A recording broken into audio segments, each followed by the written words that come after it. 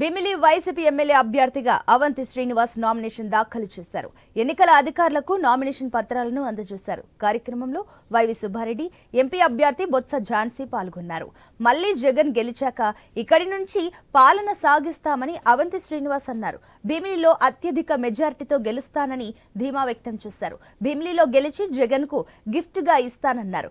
భీమిలి నుంచి అవంతి, ఎంపీగా ఝాన్సీ గెలుపు ఖాయమన్నారు వైవి సుబ్బారెడ్డి. జగన్ విశాఖ రాజధానికి చేసి చూపిస్తారన్నారు.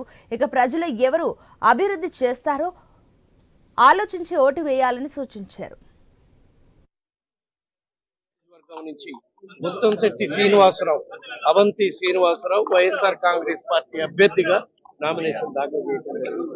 తప్పకుండా అవంతి శ్రీనివాసరావు భీమిలి నియోజకవర్గం నుంచి అత్యధిక మెజారిటీతో అసెంబ్లీకి నెగ్గుతారు. అదేవిధంగా విశాఖ పార్లమెంటుకి అభ్యర్థిగా నిలబడ్డ బొత్స ఝాన్సీ గారు కూడా అత్యధిక మెజార్టీతో గెలుస్తారని చెప్పి ఈ సందర్భంగా తెలియజేస్తున్నాం. ఎందుకంటే గత 58 నెలల నుంచి ఏ విధంగా అయితే మా గౌరవ ముఖ్యమంత్రి జగన్మోహన్ రెడ్డి గారు అభివృద్ధి కార్యక్రమాలు, సంక్షేమ కార్యక్రమాలు చేస్తున్నారు.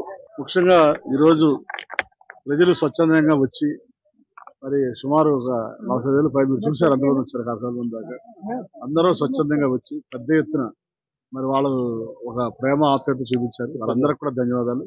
ఈ కార్యక్రమాన్ని విజయవంతం చేసినటువంటి మా కార్యకర్తలు, నాయకులు, సర్పంచులు, ఎంపీటీసీలు, ఎంపీపీలు, జెడ్పీటీసీలు, వార్డు ప్రెసిడెంట్స్, కార్పొరేటర్లు అందరికీ పేరు పేరున కూడా హృదయపూర్వక నమస్కారాలు, ధన్యవాదాలు.